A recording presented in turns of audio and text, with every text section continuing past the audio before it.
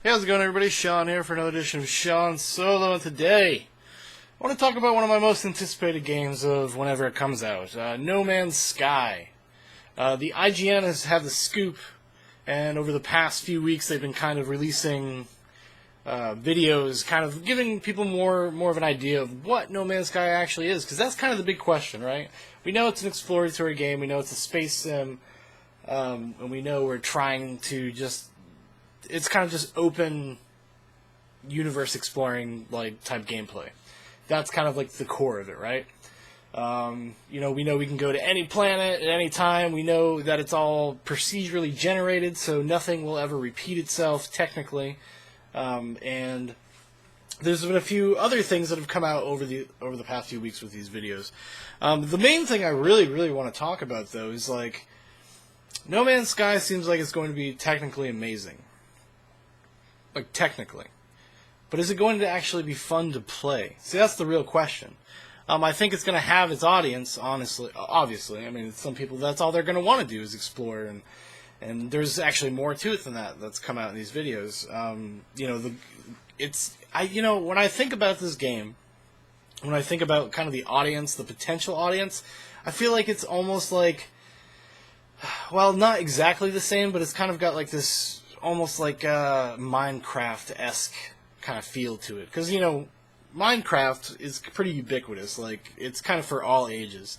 This game may be a little bit more for the older sect. It might be a little bit more involved in terms of the kind of things you're going to be able to do. Because Minecraft, obviously, it's whatever you can dream up, you can build it, and it's kind of a simple thing, and you can... the only time I've actually ever really played Minecraft was in just the open free play. Because I just didn't really have much of an interest in the other part of it, I guess. In terms of having to deal with the zombies and the other baddies at night and stuff. I just never really interested me. The only thing I really enjoyed in that game is just the creation aspect, and I think it's a really neat tool. I think it's a really great thing for kids, actually. And that's not a slight against the game either. I mean, it's just as good for adults. Some adults, people have done fucking crazy things in Minecraft. For even to go so far as build a 2-scale replica of the Starship Enterprise, things like that. People have done crazy shit. And No Man's Sky, you're not going to be able to do anything like that, obviously, but you're going to be able to explore these planets. And as you kind of explore the galaxy, and now we know that the actual point of the game, if you want to play the game in kind of a more of a goal-orientated way, is that you're trying to get to the center of the universe. That's what you're going for. And, and it's probably going to take you a long time to get there. It's kind of simulate what it would actually be like, to a certain degree, to, actually be, a space explorer. And that's cool in its own right, and that's exciting. I guess the real question is, it's not that it's not going to be fun for at least a while. It's going to be the longevity. There was a time I didn't think that there was going to be any type of multiplayer beyond kind of the cloud stuff. The only thing that they had really talked about was that if I'm exploring and I go to a planet, I discover a planet, I can name that planet, and then that planet will stay in the state that it was procedurally generated and be kind of uploaded to the servers to the cloud, and then other people, if you were to go play, you could go find that planet. And it would be the same way as I left it. That's neat. It's a cool thing. It's more of almost like a community thing. It's almost like going to a message board where you're trying to figure out a puzzle game or something like that. In the same way that Fez was like that. Because what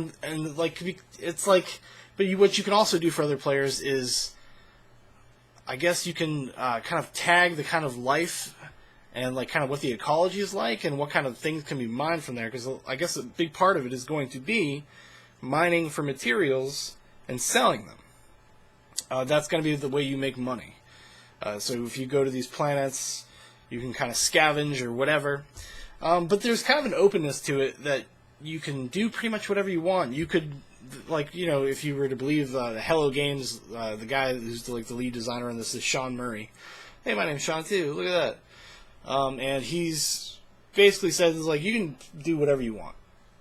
You can never go to a planet. You could just go from there's spaceports where you're going to be able to engage in trade and stuff like that. They haven't really like shown too much of that stuff, and I don't know if that's going to be part of kind of this IGN exclusive rollout. Like maybe we'll learn more. That's completely plausible. I just actually watched a video that they did today. They uploaded today about how like just traveling through the universe works, how some of the procedurally generated stuff works on the back end, right? Because they've made this kind of intense algorithm, which is cool. Like it's like if anything, this game will be kind of a major just achievement for like game design in terms of like how games could potentially be made in the future. Like once people kind of get a hold of some of this technology and what other people are going to use it for, it's the kind of possibilities are really cool. But that's the thing. Like this is going to be ground zero for this type of algorithm, right? Like on this scale. For procedural generation, like it's like overwhelming, like it's astounding, and that's what really has people excited. It's like the endless possibilities.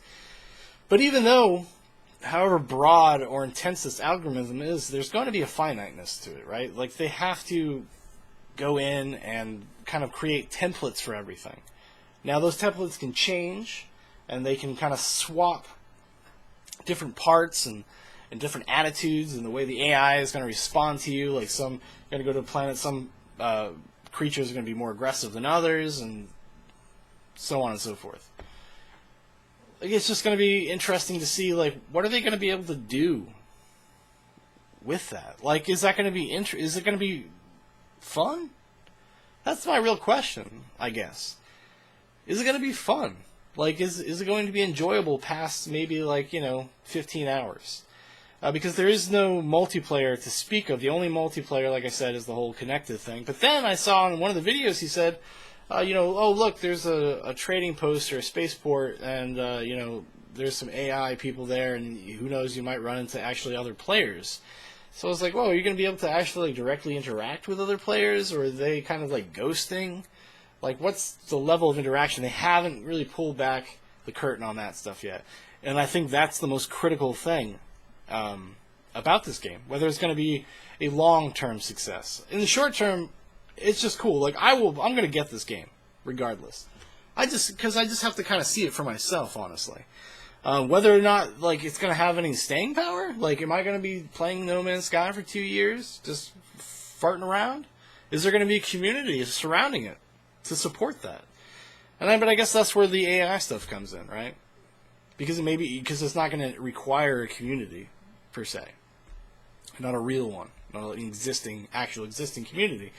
Because like it's just like the promise and the hope of something like this kind of, in a way, this, for lack of a better word, profound. Like there's something profound about the design of this game, and that's what's exciting. Like the concept of it is very exciting, more so than maybe in action. Because, we've seen a lot of videos starting to leak out from from E3 to now, and showing like going to different planets and what planet traversal is going to be like, but a lot of the planets look kind of boring, and a lot of it looks like color swapping. That's what I meant about the algorithm being kind of finite. There's only so many things that it's going to be able to produce. Like, however, it's not going to be infinite. And I think you're going to get a lot of times where you're just going to a lot of the planets are going to be very samey. Maybe with just swapped color palettes. Same thing for the creatures. They're all going to be kind of samey, except they may be different colors. They may look slightly different, but their behavioral patterns and stuff like that, there's going to be similarities. There's going to be a lot of crossover. So once you play the game for 25 or 30 hours, are you going to is it going to be you've seen everything that there's worth really seeing in the game? I suppose on the back end, that depends on them and how rigorously they're going to support the game. I'm sure, we live in the patch era, the era of updates, constant updates, which is a real bummer, because it just deters you from actually playing the game, because you're like, well, maybe I'll just wait for this next patch. That patch comes out. Maybe it might break something small. Well, I'll wait for the next patch. That patch comes out. By that time, you're 3 months out from release, and you've been waiting to play a game because you want to play it in the best, state possible. So that's going to be interesting to see, going forward and after the release, is how they're going to handle that kind of stuff. like for me, that's going to be really important. That's going to be like the most important thing from my perspective. And I would really like to be able to play with my friends and go exploring and stuff. I understand, like, that's just maybe not the point of the game. That's not the game they were trying to make. Totally respect that. Totally get it. But it just as a gamer, as a consumer, like, that would add a lot of legs to this game. Like a spider. Like 6 legs to this game. And, like, that would be... Or, yeah. Yeah. My math is off. Whatever. No, but that would like make it like the staying power of this game would be incredible. It would be fucking incredible if you could go off and explore and stuff like that. There's even some like there is like a battle system. Like you're gonna actually be able to like fight people, but it's not. From what I understand, it's just AI. You're gonna be able to join. Like there's different factions. There's this whole thing, which also kind of worries me in a sense, like in terms of repetitiveness, because this universe is so expansive. So if every time I go to a different like solar system, is there going to be an equivalent of what I saw 8 hours ago in another solar system? Like is there always going to be trading posts and stuff like that? Like that's something to think about, because if you just go, however cool it is that you can go to as many solar systems as you could possibly ever dream of, and they're all going to have their own planets and their own sun and their own moon and all that technical bullshit. That's awesome. That's amazing. But if there's nothing interesting to do there after a certain point, if you're not still making what you feel like are large enough discoveries to kind of keep you going, to keep you interested, like how's that going to work? Because the story that of the game is going to be the story you create for yourself. There's no plot points, there's nothing like that. It's just a universe that exists. And I guess without having other players there, like how really deep is that story going to be able to go? Like what is the level of interaction you have with even NPCs? Like are you going to be able to talk to anybody? Like, or is this just kind of a silent exploratory game? Which would be fine. And there's nothing necessarily inherently wrong with that, honestly. But, like, just the way they talk about this game, I'm really starting to kind of wonder, like, if they're going to be able to deliver something that's more than technically impressive. And if that's all it is, that's fine, because this is going to lay groundwork for a lot of games over the next decade. I mean, like, that algorithm is impressive. However finite it might be to a certain point. I mean, even though that's like incalculable, like where it actually ends, where the threshold is for it. But that's still amazing. And I have a hard time not like being excited about it, even though it might not be what I want it to be. It might not be what I'm expecting it to be. And that's also part of the larger issue here, I suppose, is like they're really playing this thing close to the vest. Like, so they're not really being very forthcoming with a lot of stuff. And it's kind of everything's spoken about in very vague terms. As far as the IGN videos goes, I know this is definitely pointing me in this direction. Like, so you have a small little theater, and they're all kind of playing the game. Shaun Murray's playing the game, then he hands the controller over to one of the journalists. And they proceed to not ask him anything interesting. And even when he tried to get into like a topic, he was going to talk about the economy, the journalist stopped him and said, "Oh, well, you'll be able to see that later on this month in IGN First Look, so we're not going to talk about it right now." And he's like, "Oh, okay." I mean, that just kind of sucked. It kind of just broke up the flow of information that you were getting, because you want to know. We want to know what the deal is with the game. What is the actual game? What is it? What is it beyond like just the concept? You feel like there should be more. I don't know if we're actually going to get anything more. And there, like I said, there's nothing necessarily wrong with that. But that was just a really letdown. Like I'm not saying they should rake this dude over the coals, or they should stick him in a box and ask him hard questions, but ask him some questions, probe something beyond just what's immediately on the screen while you're distracted in wonderment. That's the thing. That's for me to do. Because it's not my job to find out about the game. And if you have the developer sitting there, you think like they would want to have a really thorough discussion. That's not what those videos are. Like, it's basically just showing you what it's like to walk around in the world. The other thing that they're like another aspect of the game, I suppose, that's worth talking about is kind of how you resource mine. And you can go to planets, and basically, the more aggressive you are with resources, the more trouble you're going to have. Like, they have these sentinel robots, these self-replicating sentinel robots that are some kind of race, or created race or something like that protect these planets and the ecology on the planet. So if you just start popping off little dinosaurs, little moon dinosaurs and whatnot, like, the sentinels are going to come and get you. And they become overwhelming very quickly. At least that's what the video showed. Maybe they'll adjust that later. I don't know. But I guess that's going to be one thing you're going to be able to do. That, like, goes back to the whole thing about being alone, I suppose. Like, is that really exciting to do that by yourself? You know, if the Sentinels, no matter what I do, like, say if I'm trying to aggressively mine because somebody discovered that there was some kind of element on this planet that I want to mine, and I want to get a lot of it because I can drive a good price for it in the trades, right? I'm a dirty nerf herder, I'm a dirty trader, and and I just want to resource mine and sell my wares and make lots of money and be a space king. King of the space traders.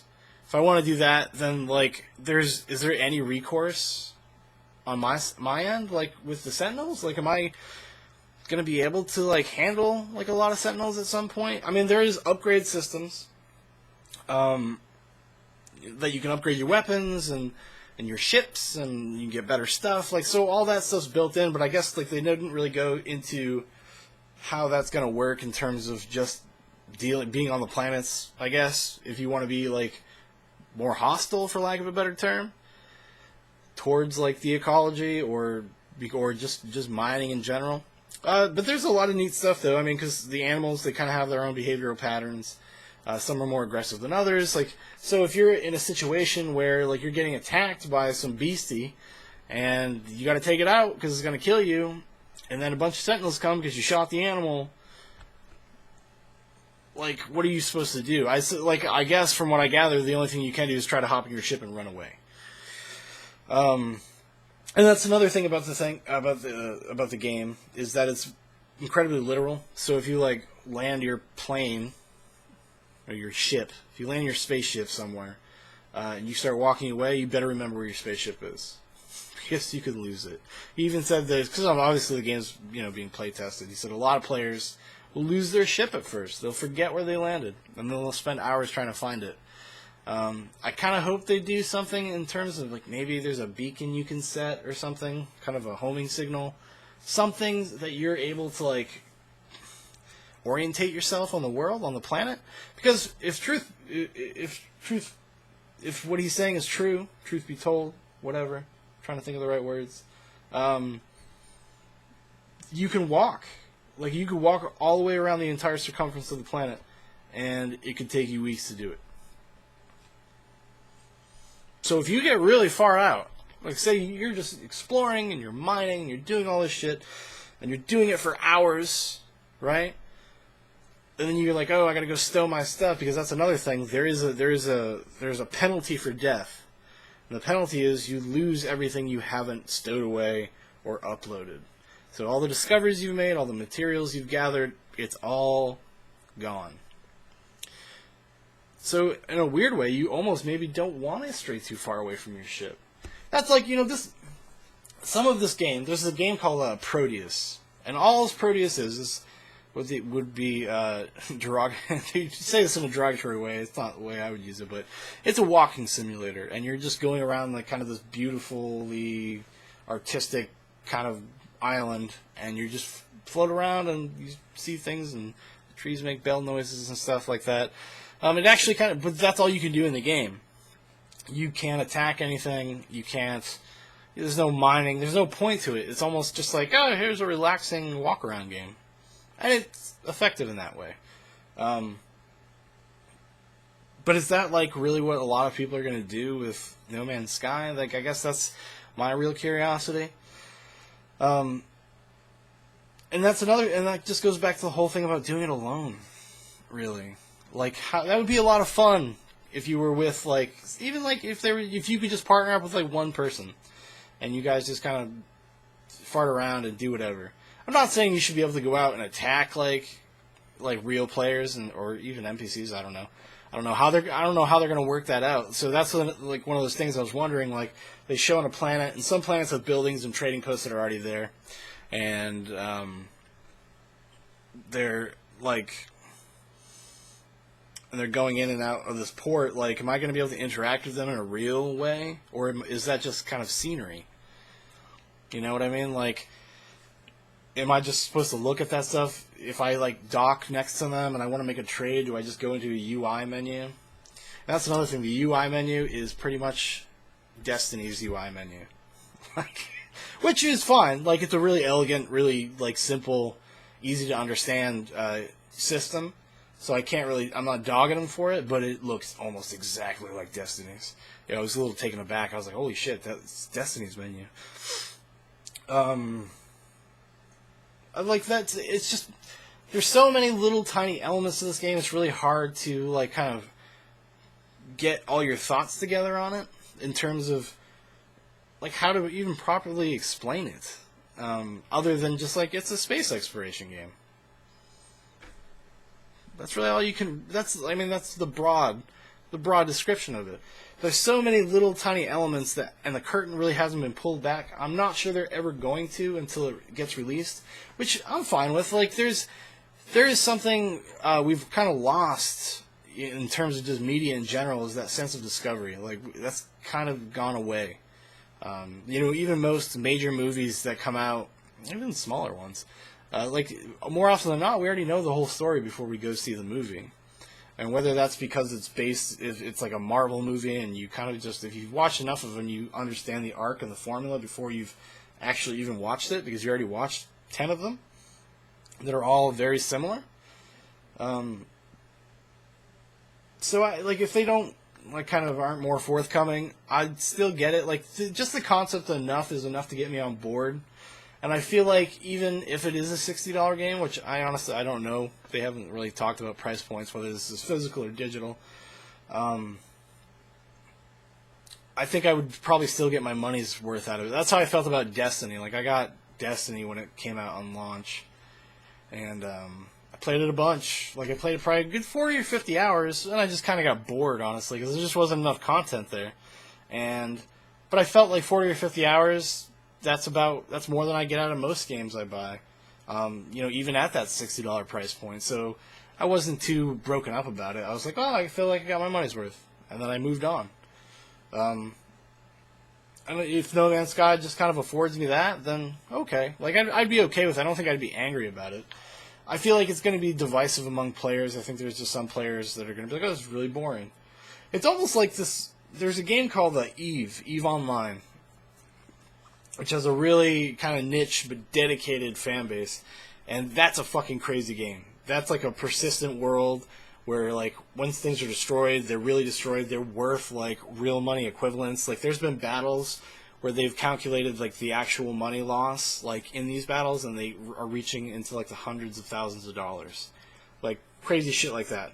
But it has its own, like, economy, and it has all this stuff, and that is, like, a massive multiplayer game.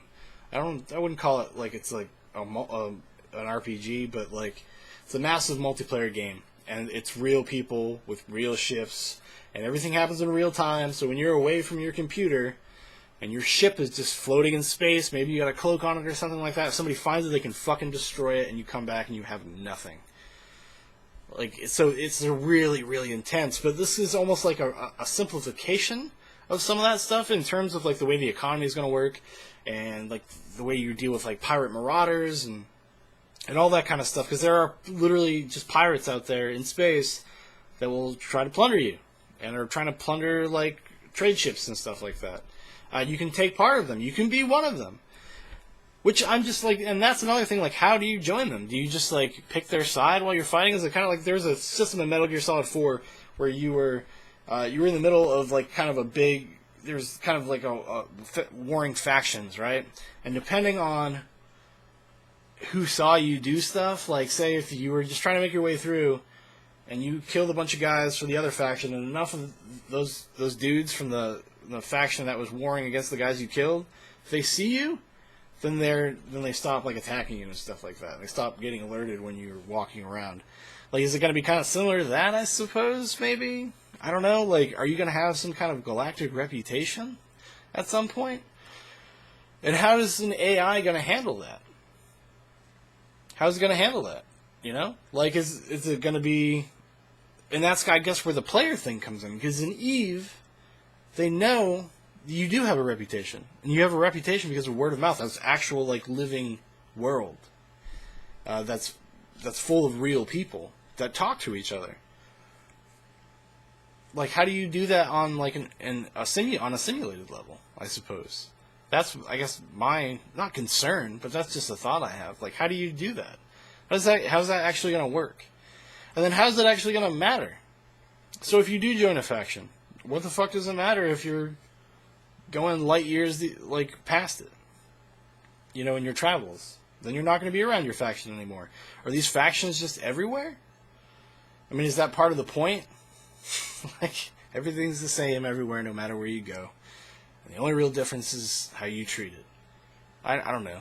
Like, that's pretty lofty. But yeah, I've been just kicking around in my head since yesterday. I saw a really funny video. I guess a Video Gamer TV guy did it, and he was talking about procedural generation. And well, he makes a lot of the videos like a joke. It's kind of a joke.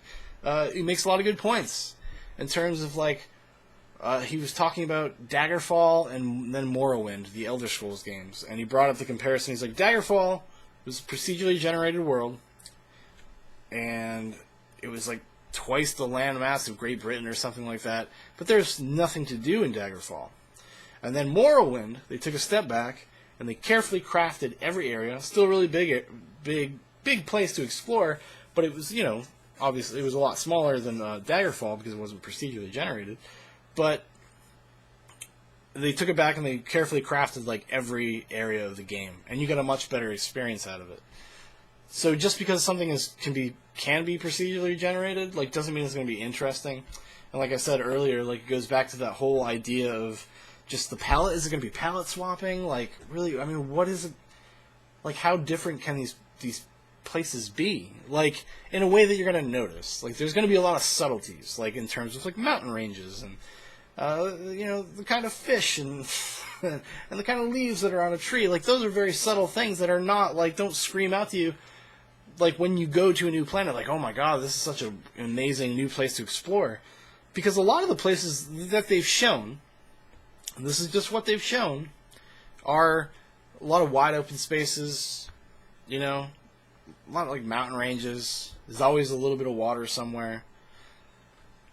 So even then, like, what they've shown is kind of samey. And that's not a word, but we're going to use it. It looks kind of samey.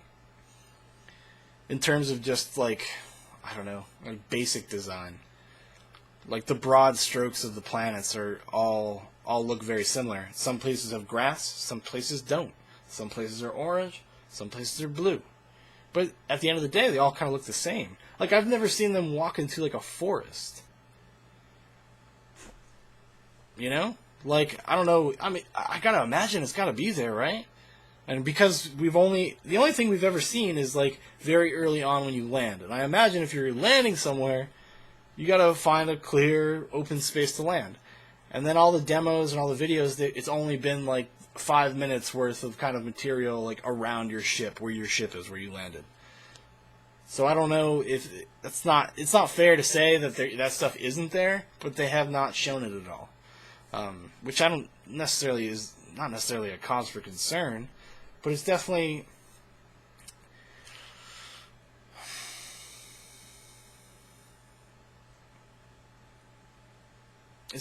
like, I don't know. I'm thinking about it right now. I probably should have put more thought into this until I started recording, but like, I was really excited like a year ago about this game, the promise of this game. It's the hope. It's the dream. It's kind of where games are going in a lot of ways. Kind of these boundless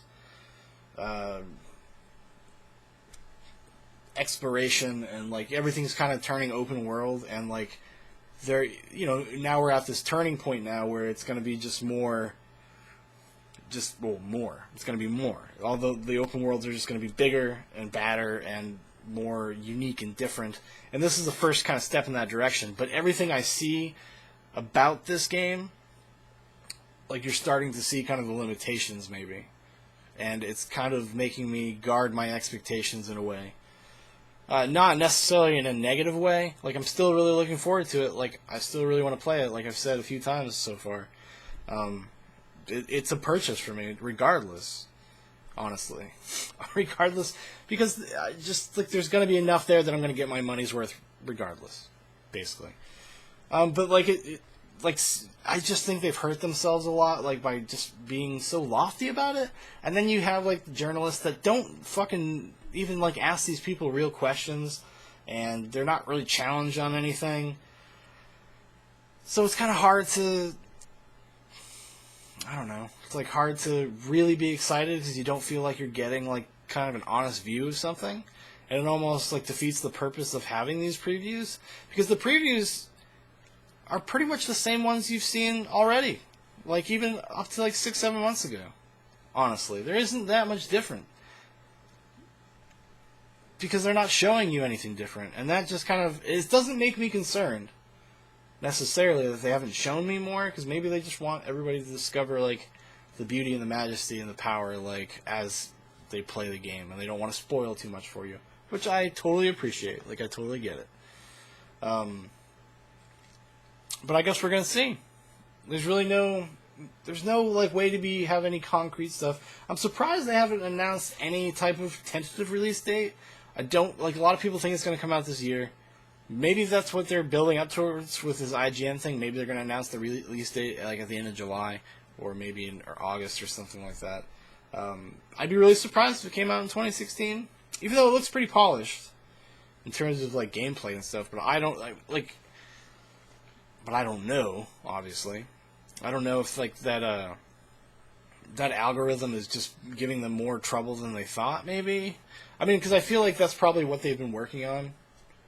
Majorly for like a long time, because they don't have to go in and like meticulously design worlds. They just have to build templates and make sure the procedural generator works. Make sure that most of the terrain is traversable, basically, by the kinds of things they've developed, I guess, or they've made. I don't know. It's gonna be interesting, if nothing else. I know you're interested. I'm interested too. We're all fucking interested in No Man's Sky. We all can't wait. We all are gonna buy it, whether we actually want to play it or not, because it'll be the thing that came out that month. All right. Well, that's just some random rambling thoughts about No Man's Sky. I'm like I said, still excited for it. Still. Got some of my optimism is still left. I haven't gone completely cynical yet, but I'm cautiously optimistic about it. Because just it's so ambitious, like you kind of have to be. And the way they talk about it is so lofty that you kind of have to be. Because like, how could they actually meet like the expectations of what they're building up with this game?